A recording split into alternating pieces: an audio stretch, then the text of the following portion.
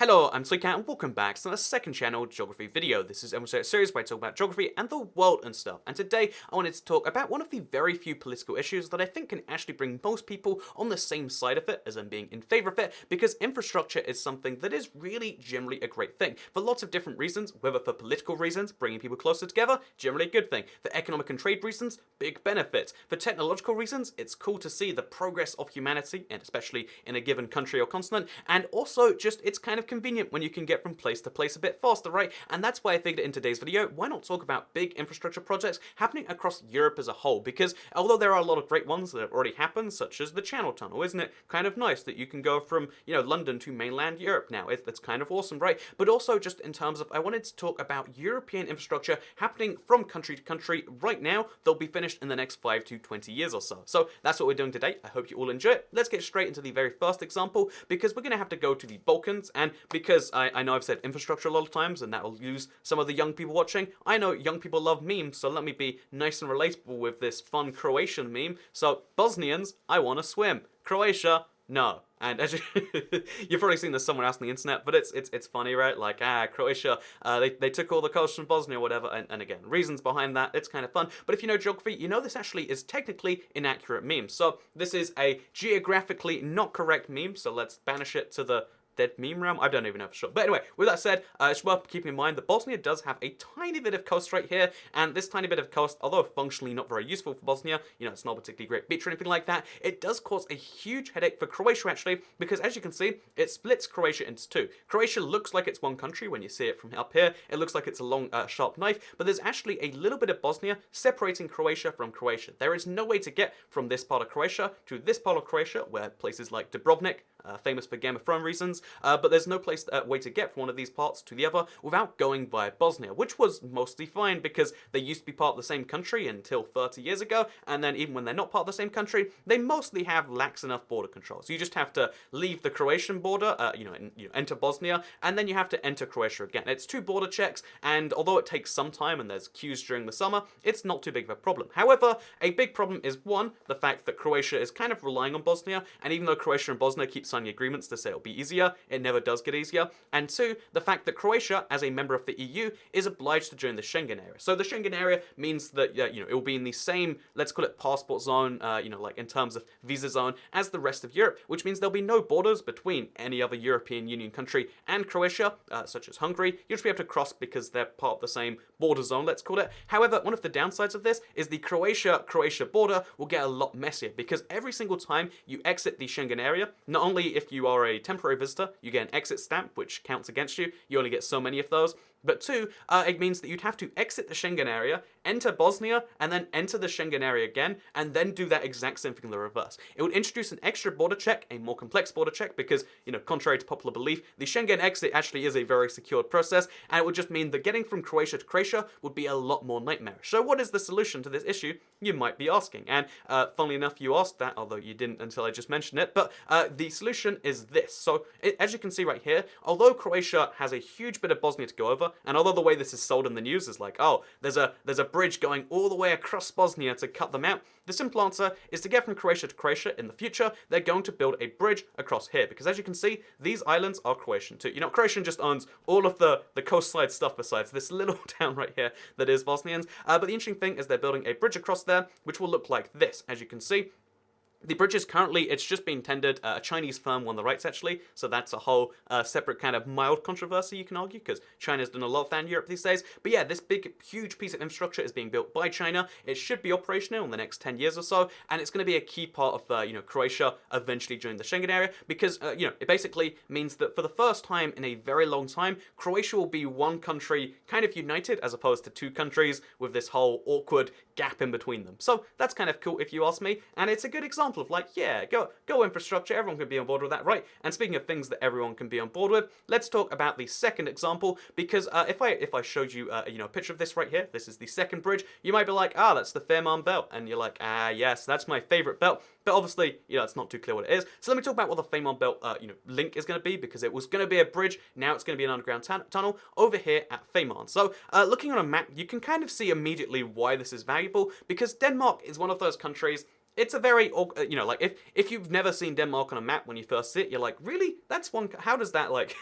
Especially because most people picture it as being like up here, and it's like, oh, it's a lot of islands. There's a very big island. There's a very populated island, and then there's a lot of gaps in between. And although Denmark itself is very well connected by bridges, you can see over here, Denmark and Sweden, in fact, connected by one of the longest bridges in the world.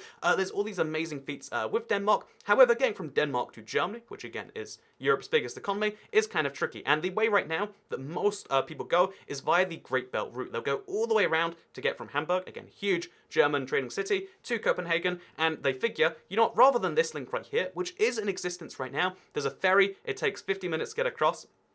Rather than having something like that, they figure why not build a tunnel or a bridge, and that way, this would look like this instead, which is, again, a significant upgrade. So, yeah, there's two benefits to this. Not only if you drive, you're going to get there about, like an hour, 100 kilometers faster, which is nice, not have to pay the ferry toll anymore, which is nice, but also, there's something really weird which would go away, I guess, which, again, I'm not sure how I feel about it, but basically, so this is, by the way, what the Gida link would look like. This is, the Wikipedia, like, the second alternative bridge, which was going to be built, but might not be, but still would be cool as well. Like, again, link Copenhagen, link, Denmark with, Germany, rather. But also, here's the interesting thing about the Fehmarn Belt.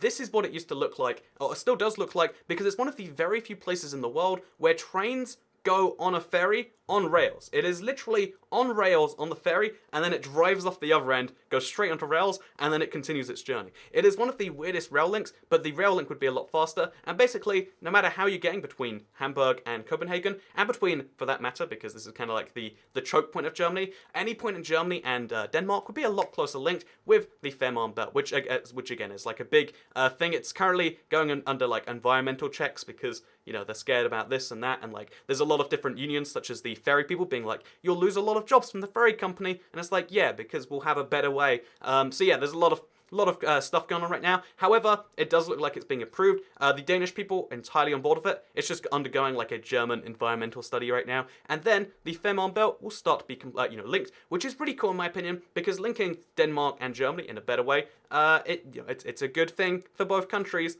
Assuming Germany doesn't do Germany again. But we're going to assume that's not the case and just go 2 thumbs up. And if you wanted, by the way, you've got like a few more years to go on one of the very few. Again, it's a train ferry, which to me is just weird, right? Like, just train on a ferry, what's that all about? As if you've ever been on a ferry, I don't know. To me, just seems like a weird thing. But with that said, let's talk about the next huge piece of European infrastructure, because it's cool linking Germany and Denmark and all. But what's cooler than that? I think, honestly, it is Ireland kind of like taking a huge leap forward. Which, again, huge leap forward, bad choice of wording. But long story short, Ireland is a country which was historically a lot poorer than the countries around it in Europe, but which has been doing amazingly well recently. And although you can argue about what the reasons for the growth is, obviously a lot of foreign nationals choose to go to Ireland because they have low corporation tax, and although a lot of benefits are found in Ireland besides that, it's worth noting that's one of the big reasons. It's significantly lower than the rest of Europe, and Ireland has been booming for a whole bunch of reasons. And let's just keep that as simple as that. Like, yep, Ireland is booming right now. However,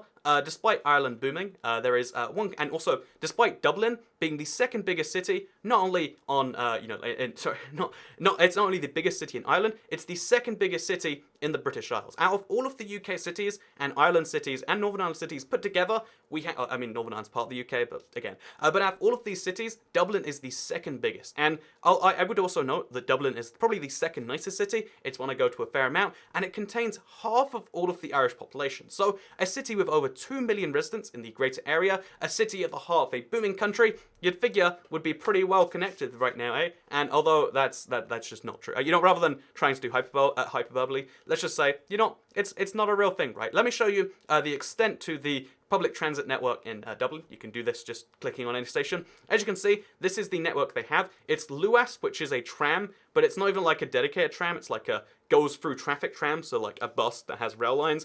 It has 2 lines. There's a north-south line. There's an east-west line, red and green if I'm not mistaken. And then there's also a few commuter trains that go out towards the coast. That is it. That is the extent of their network, and there is just a huge problem in Dublin as a result of that. Everything is done by bus, and that is not ideal for a city that is growing as fast as Dublin. Even the airport, one of the biggest and fastest growing airports in Europe, not connected to the city. It's insane, all of this sort of stuff. So long story short, that's the correct way. what they're trying to do here is they're trying to make things a bit better. So they're going to be building a metro. And if you've been to Dublin in the last few years, it's been building for a very, very long time because building a metro takes some time. However, yeah, Dublin, one of the largest cities in Europe without metro, is finally going to be getting a metro. And I think that's kind of cool, not only because, guess what, there's going to be a metro, but also because it's going to connect up the airport. It's going to connect more places. Like, again, if you look at the map here, like Phoenix Park, the airport, the actual port is barely connected. All these major areas of Dublin are just not connected, and the metro is an attempt to slowly but surely eventually fix that. So here's what the proposed map looks like, but here's a way more fun version for like 20 years down the line. Wow, look at all this stuff going on there. Here is how well connected Dublin could be in the nearest future, which I think is cool at the very least. So yeah, with that said, Dublin, going places, and I'm proud of you, Dublin. Again, would recommend. Ireland's like one of my favorite places that hates me, because anytime I talk about it, it's like, he has a British accent, therefore he hates us. But it's like, no, you don't even understand. Like, I like Ireland, I'm slightly Irish, but they're like, well, there's only two sides to this one. There's loving and believing in everything in Ireland and a united Ireland, all that sort of stuff, or you're against us. And although there is that like nationalism thing, it seems like, again, most actual people you speak to in Ireland these days are more just like, whatever, it's cool. We got that pro-business attitude going on, and it's good. There's progress in Ireland, and I'm a big fan of it. So, speaking of things I'm a big fan of not in Ireland, but in Europe, I wanted to talk about one of the interesting sets of countries, because what we're just talking about, like underrated European countries, which I know is such a ridiculous sentence, but what we're talking about anyway, let's talk about the Baltics, because I like the Baltics a lot. But one of the problems is if you want to explore the Baltics together, despite being pretty small countries, so Estonia, Latvia, and Lithuania, they're called the Baltics collectively. They're very similar to one another. They have like a shared link, and they're also the free Soviet Union republics, the only free to have broken free from the Soviet Union and to have joined the EU, which is kind of interesting, kind of cool. And but the big problem is if you want to explore the free countries, the best way to get from one to the other is to fly, it's absurdly expensive, or to catch a bus. Even though you can see like the perfect link between them, like they're in like straight lines or whatever. It's like, oh yeah, there's no rail link, despite the fact that Latvia, Estonia, and Lithuania are all linked to Russia. They have direct rail links to Russia, and despite the fact that Latvia and Lithuania both have direct rail links to Belarus as well, and although there's some people that use that, again, most of the modern day trade and tourism from these countries, the Baltics, comes from Europe. So what is the solution, you might be asking? I've said a lot of problems, but where's my solution coming in? And this is where my solution comes in. Because this is Rail Baltica. It is a currently under construction project in the Baltics to link, the Baltics. Because right now, there is a link between Berlin and Warsaw. Very handy for Poland. They're going to be linked, they've already linked Warsaw and Kaunas in Lithuania. They link the two countries by slow rail that they're going to upgrade. And then all the rest of the countries, they're going to build a new high-speed rail link, which is pretty cool because everyone wants to see something like that. Look how great this looks. You'd be able to go from Tallinn to Riga. It would take a couple of hours as opposed to, the 4-5 hours by bus right now. And you'd be, all of the countries be better connected to each other and also to the rest of Europe, which is good, again, for business, for trade. If you're from a Baltic country, you'll be able to see your other Baltic friends, and also because of this, as you can see, there is a link to Helsinki as well, which means that basically the European Union, it's all one connected block. Like, you can go from any country to another, basically speaking, but Lithuania, Latvia, and Estonia are kind of out here by themselves. Same thing with Finland, like, ooh, a little bit isolated. This is a way to kind of bring everything closer together, which again, is cool if you like going to those countries, it's cool if you live one of those countries, and I guess it's cool for most people in general. Here's what the trains will look like. They're going to go, I think it's like highest, it's like super high-speed rail, like 250 kilometers an hour. Super high-speed rail in the Baltics, sounds cool to me. They've even got, this is the most ridiculous thing, because this means nothing. This is a whole bunch, this is a really cool graphic that basically says, we're going to plan it, we're going to design it, and then we're going to construct it, and it should be done by 2026. It won't be done by 2026, like it's probably going to take some time longer than that, but still, it's kind of cool. Like, look at it, it's such a fancy graph that just says, look, everyone's doing basically the same thing at basically the same time. I found this while I was looking at the projects. I wanted to, again, see what was going on right now. And this is because, I hear about these sorts of things every now and then. And it's like, oh, apparently it's going nowhere. So, speaking of things that are going nowhere, until recently at least, let's talk about the airport situation in Europe. We've spoken about rail, we've spoken about road, we've spoken a little bit about ports, and we've spoken about all these different bridges and such. And tunnels even. What about air travel? Because air travel is one of the fastest growing markets in the world. I mean, I think that goes without saying, right? If you flown in the last 5 years, but didn't flow in the 5 years before that, or the 10 years before that, whatever, then you're probably aware of that fact. So let's talk about the biggest international airport, or the second biggest now international airport in the world, because you might not know, but it's London Heathrow. So London Heathrow Airport is a huge airport. It carries over 80 million passengers annually. It's insane, and it is the hub for people coming to Europe as a whole. Like, not only just to, obviously London, but like a third of passengers then continue on either to another long-haul destination or to somewhere within Europe. It is the hub for Europe, for the UK and Ireland. But it's the hub. Is that kind of the clear thing? However, something ridiculous in my opinion is the fact that Heathrow has been, it's the most at capacity airport, I believe, almost anywhere in the world. So, despite the fact that it is the largest, or second largest, depending on how you count the figures, international airport in the world, and one of the largest, even counting domestic passengers, you might be like, okay, so what's the deal here? And if we show you in Earth view, so you can actually see, oh, we've got 2 runways. That sounds like a lot. That's double as many runways as my local airport, except it's one of the biggest international airports in the world. Because they haven't been allowed a new runway in the longest time, because building one would be complex, so they wanted to put it off at first, and then later down the line different things happen.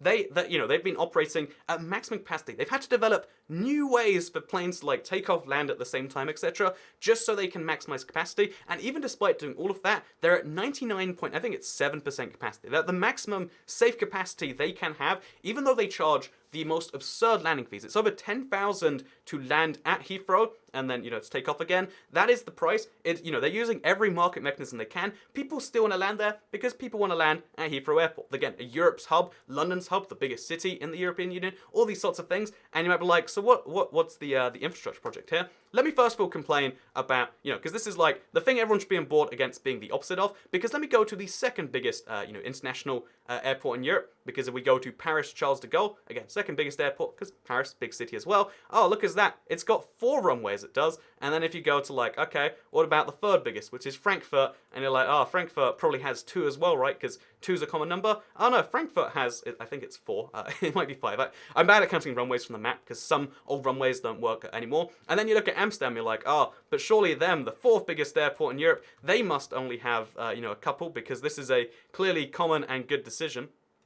It's better to see it on a map view. But, this is a common, easy, good decision. And it's like, oh, 1, 2, 3, 4. They've got this one all the way over here. They've got 6 runways, is my long story short. Because, you know what? When you're an airport as big as, like Amsterdam, as big as Frankfurt, Paris, you need to have a lot of runways. To go to America to just really drive this one home, because I want to point out just how absurd it is to have a 2-runway airport this big. If we go to the actual biggest airport in the world, if you don't know, it's Atlanta Airport. It's called Hartsfield-Jackson Airport. But their airport, just over here, is I believe it's 6. Look at the number of runways in this airport. It's runways with an airport attached. If you look at Chicago Airport, just to really drive this one home, right?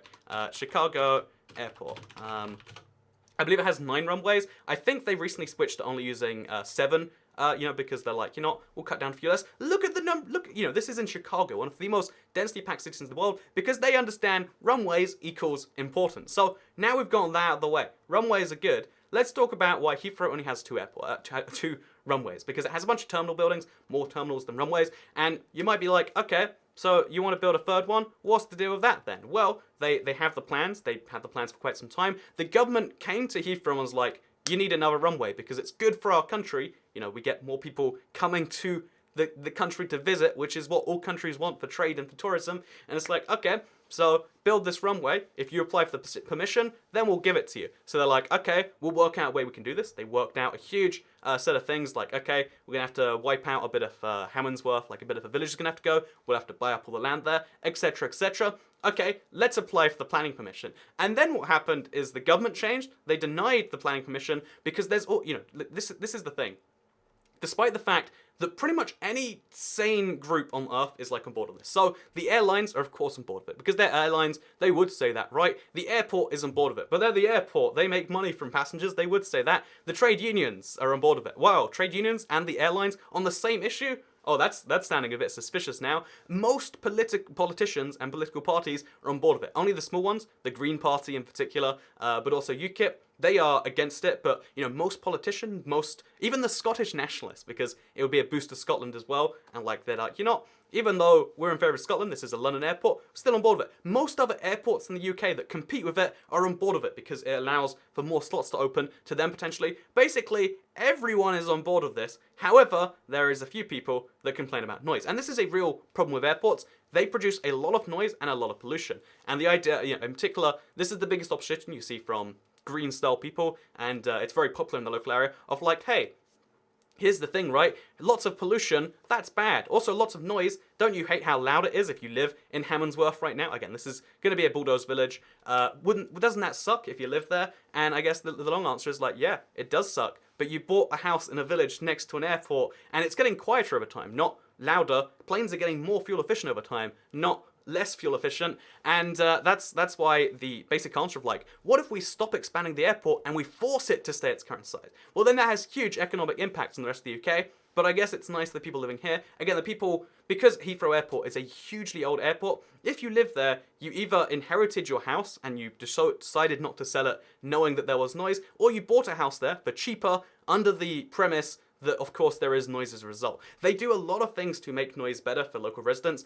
Only flights from certain times to certain times, all these different things. But it's still like it's a big series of complaints. And long story short, because West London in particular contains a lot of swing seats, it's been a huge political weapon back and forth. And here's the thing, right? So here's what it looks like. Why is this not reality? It's only just becoming one because it's basically again, the previous government was like, hey, what if we just kick that one down the road, because it sure would suck. We don't want to do that one. So it's just been kicked around for a really long time, and you might be like, the government shouldn't pay for a new airport runway, but they're not. This is a privately funded runway. All they need is the permission to buy back the homes in the the proposed area. They even have to deal with the motorway themselves. They just want to buy the land at 120% of its value. Compulsory purchasing or whatever. It's necessary for big projects like that. That's all they want. And the permission, it's being given now by the current government, but it's being challenged by the current mayor of London as like, oh, we don't agree with that because it's bad for the environment. But you know what it's really good for? The economy. And the thing is like, it seems like, oh yeah, you just must hate the environment. No, I am big pro-environment person. But when projects like this get stuck up for that sort of reason, it's such a ridiculous one, right? It's like, this benefits the whole country, particularly London, right? The city it's in, but the country and even the continent as a whole, it benefits everyone to have more people coming into Europe. If people can't come into this airport, they're still going to be causing that pollution elsewhere. If they can't afford to, or there literally is no flight from where they live to, London, they're going to take the flight from where they live to Dublin, or to Edinburgh, or to, Frankfurt or something like that. That's no one is ever just like, oh, well, I wanted to buy a flight to London, and there is no flight to London, no direct flight. Guess I'm not going. It's like, no, that's not how people work. People don't just not go on holiday because it's a few more pounds expensive. Here's the thing that gets me. So let's go politics of Toy Cat just for a minute. The one thing I'm not on board with is when you hurt your country for small-term political gains. It's a really simple political slogan, like less pollution, that's a good thing, right? But you should try and hurt your country less while also growing it. Because, in particular, I tried to listen to a lot of the arguments against this to understand at least where they're coming from. But they're like, we don't think economies should be measured by, GDP or numbers. And it's like, no, actually, we should. You can argue that we should also have other metrics, which is what you should be trying to do. You should be growing the economy, then using that growth to help the environment. If you're a poor country, you can't help the world. But if you're a rich country, you can. Rather than being like, how about we limit its expansion forever, leave it as one of Europe's weirdest airports that has to maximize capacity, which makes it more dangerous, etc. Rather than doing that, why don't we just make incentives because there already is taxes on departures, some of the highest taxes in the world, by the way, to leave any London airport. It's £74 per person. It's tied into your ticket price, but still, it's crazy high. Rather than doing something like that, which is regressive on the poor, why not just make incentives for quieter planes, for more fuel-efficient planes? Planes are going in that direction anyway. Why don't we try and make this industry a better one, rather than just saying it's bad forever and therefore we're going to be against it? So, yeah, Toy Cat rants about airports for 10 minutes now. I just wanted to talk about this because Heathrow Airport and its expansion is one of those things where it's not even my local airport. I'm not even a vested interest in this. It's my 5th closest airport, I think. And I go there sometimes because it's big and has some slight flights to places. But it's just if you have something big, why not try and make cool things and then make the cool things better rather than just saying, oh, I don't like it should go away. And that's my basic long story, short for most things in the world. And that is why I believe There's going to be a third runway. It just, right now, the Mayor of London is trying to delay it as much as they can. Because, again, if you live in London, the West London, there is swing seats here. You can win political power by hurting your country. And that's what I don't like. When you limit your country, and, what you're going to cause, if it does succeed, is other countries are just going to take that from the UK. You're not actually helping the environment. You're just sending that environmental damage to another country. And because it's a world, we have a world environment, a world economy, you're just allowing the same damage to be done while also benefiting Paris or benefiting Frankfurt or Amsterdam or wherever else it might be in Europe. They are the ones that benefit from a short-term decision to gain more votes. And I really am not a fan of that in the slightest. So yeah, infrastructure, good thing. I think being against big pieces like this, being against particulars, that's fine. Like, oh, they're trying to use public money, we don't think we should spend that. That's fine, but most big projects actually are privately funded. One of the crazy things to me is, so just to go off the rails, so we've done 5 European infrastructure. Let's talk about Japan, because I was there recently, and I found out about this while I was there. They are building so they have the Shinkansens, which are famous trains, right? Like, wow, they go so fast, they're efficient, etc. Japan's so cool, but JR, I believe it's West, is building a brand new Shinkansen line. It's called a Shinkansen line, but they're building a brand new line, which is going to go from here, take people from Tokyo to Osaka, about 500 kilometers, in less than 2 hours. I think it's more than that, actually, but they're doing an insane journey in that sort of time. And the thing is they're building this huge brand new line. They're just, again, they're doing it themselves, and they're funding this entirely themselves. It's going to look like this. The train looks like a parody of the Shinkansen, because obviously these have a really steep curve already, but it's going to look like this. It's going to float. They're maglev trains. They're building them, and they're funding it themselves. If companies, if there are particulars, which are fine, if the particulars are like, okay, there are certain things you can disagree with, but in general, everyone should be like, yeah, let's make the country better, not worse. Let's bring more business, or more whatever, or more, even if you just want to be like, hey, I want to go on holiday a bit more, would it be nice if I could do that cheaper? Whatever your thoughts are, I feel like being against linking countries and parts of a country together is something that it's just really, really hard. Sorry, there's some really weird noise coming downstairs. It's really, really hard to be against, and it should be hard to be against. It should be a political, dynamite to be like, oh, I'm gonna stop this for, to try and get some votes. That should be like what a dick of a mayor or a prime minister. Again, it was a former prime minister that I've, all these people, this should be a thing that you look at and you say, no, this is bad. I like the other guy who doesn't want to do that, because it's such a short-sighted thing in my opinion, but that's just my opinion, and this video is full of them. I hope you all enjoyed it, by the way. Maybe you learned about the Shinkansen, floating Shinkansen in Japan. I think that's cool. The thing that makes Japan amazing is that they take practicality over everything else. This is the existing line that they rebuilt again 40 years ago to make these crazy fast 4-hour trains from Tokyo to Osaka, and they're like, fastest way to do this, build brand new tunnels, and that's what they're doing. They're just building a whole new thing. That's what Japan does great. If the existing thing, rather than upgrading it, which sounds better, they're like, no, scrap it, start again, go through different cities, because that is the fastest way for us to do these sorts of things. And yeah, Japanese efficiency is just doing what you got to do, rather than making these weird political concessions about it. But I guess that's one of the problems we have with democracy in some ways, but that's a whole nother video. Thank you very much for watching this one. Let me know if you disagree with that. Maybe you think that actually, if we limit all airports in the world, which you can't, you can only limit your own, but let me know what your actual opinions are. Let me know if you're excited for any of these 5 things. Do you live in the Baltics? Do you live in Denmark? Do you live in Croatia? Do you live in Ireland? Or do you live in anywhere in Europe and want to have a better airport? Anyway, with that said, thank you very much for watching. Second channel, third channel, second channel, don't care. Goodbye. I've got too many channels. I've got like an addiction to making new YouTube channels at this point. But yeah, goodbye.